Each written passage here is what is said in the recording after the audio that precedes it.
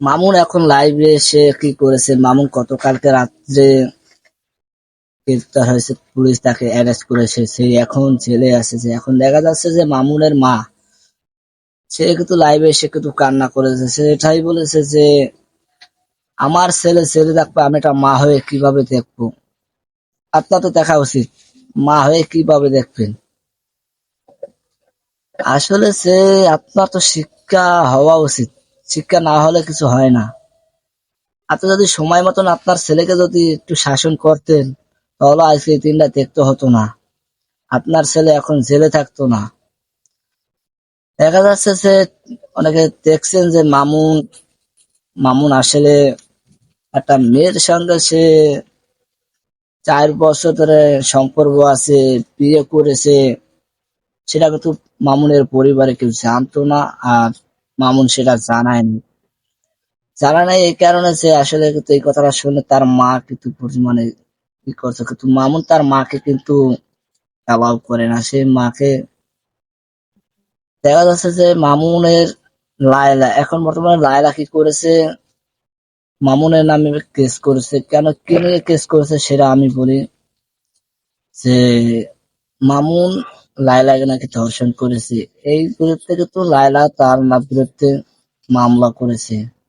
কেনই বা মামলা করেছে?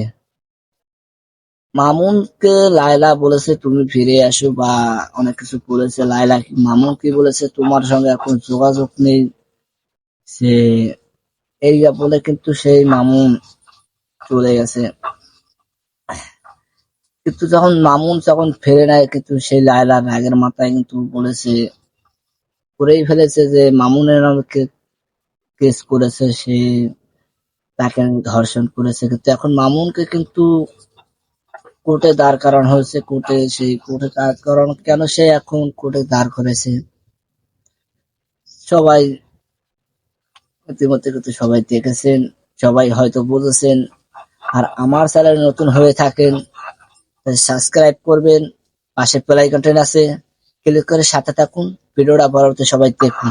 আসলে লায়লার বিরুদ্ধে কি হয়েছে, মামুনের বিরুদ্ধে কেন সেই মামলা করেছে, সবাই আশা করি।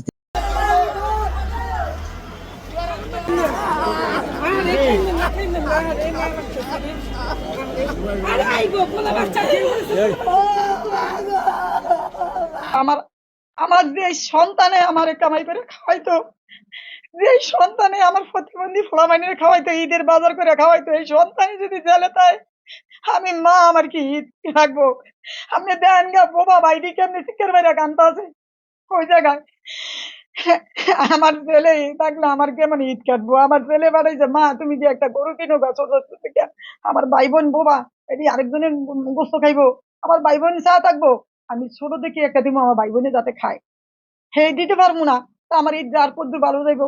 আমার এ দূরে আবেদন, আমার আমার সৎ ছেলেটা জেলে, আমার আপন ছেলেরা আমার পাশে যায়, এটাই আমি চাই।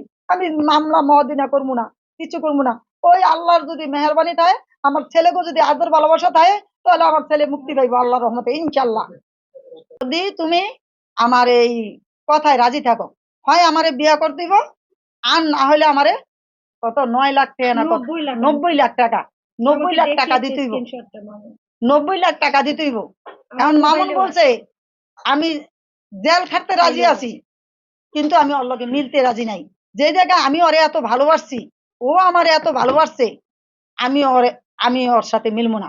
আমি কিন্তু ইচ্ছা করলে মামলা দিতে পারতাম, শিশু অপহরণের মামলা আমি নিজে মা হয়ে দিতে পারতাম। কেন আমার ছেলেটারে ও ঘরের মধ্যে আটকে রাখছে, আমার মা আমার কাছে আসতে দেয়নি।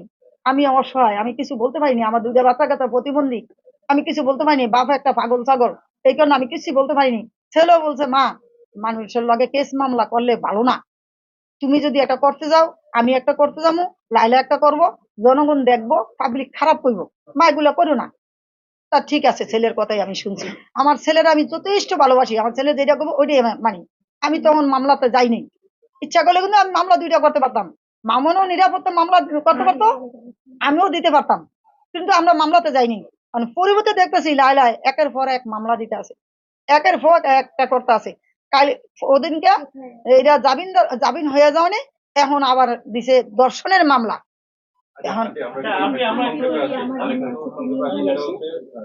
এখন তো জামিন আবেদন নামঞ্জুর করেছে, কারাগারে পাঠাইছে। এখন আপনার সন্তান এই মুহূর্তে কারাগারে আছে। এখন আপনি কি চাচ্ছেন? আপনার মানে নাইলাকে তো যাবেন না মামুনকে জামিনে ছাড়াবেন? আপনি এখন তো আমার আল্লাহ আমার একটু আমার আল্লাহর কাছে আমি অশেষ মেহরবানি, আমি যাতে আমার ভূতের ইয়াটা পাইছি, আমার ভূতে যাতে যাবে থাকতে পারছে। হ্যাঁ দর্শন করে নেই ও কালকে মামলা করছে, এই মামলা জামিন হয়ে যা গেছে দেখিয়া আজকে দর্শন করে লাইছে। তাহলে তুই আমার ঢাকা শহর একটা 10তলা বাড়ি কিনে দি, তাহলে ওই বাড়ির ভাড়া উড়ায় আমার বাপ মা খাইবো, আর তোর আমি কেতকুলির তলে লইলে আমার বলা চলে থাকবো। আমি মাকে নিজে তাকে কেউ কখনো ধরতে পারবে না, এটা মামুনের অভ্যাস হয়ে গিয়েছে যে যাকে পাবে যখন তার মন মতো না হবে, তার চাহিদা পূরণ না হবে, সে মারবে, সে ফিজিক্যাল অ্যাসল্ট করবে। এটা আপনাদের কি মনে হয় যে কেন করছে সে? কারণ তার ওই সাহসটা হয়ে গেছে যে আমি যতবারই করি আমাকে কেউ কিচ্ছু বলতে পারবে না। প্রথমবার মারপিটের ঘটনায় আমি ওর পরিবারবর্গকে জানিয়েছি, পরিবারবর্গের সামনেই আমার প্রথমবারে মারপিটের ঘটনাটা হয়েছে। দ্বিতীয়বার এবং তৃতীয়বারের ঘটনাটা আমি ওর পরিবারকে জানিয়েছি। স্ত্রী হিসেবে মনে করছে এবং সামাজিকভাবে স্বীকৃতিটা দিবে, কিন্তু যখন দেখা গেল তাদের বাড়িটা হয়ে গেল তখন তার সুর চেঞ্জ হয়ে গেল এবং সে বলতে থাকলো এবং তার আম্মুও বলতে থাকলো যে আমাদের তো গ্রামে বাড়ি হয়েছে কিন্তু ঢাকায় আমাদের কোনো বাড়ি নেই। তো তখন সে একটা বাড়ি ধরে এবং সে বাড়িটা তার নামে লিখে, সে বারবার বলতে বলেছে তুমি তোমার বাবার বাড়িটার কথা বলো না, তুমি বাবার বাড়িটার কথা বলো না। তো আমি ওভাবেই বলেছি, আমি ওর গাইডেন্সেই বলেছি যে আমি আসলে বাবার বাড়িটার কথা সে বলেনি।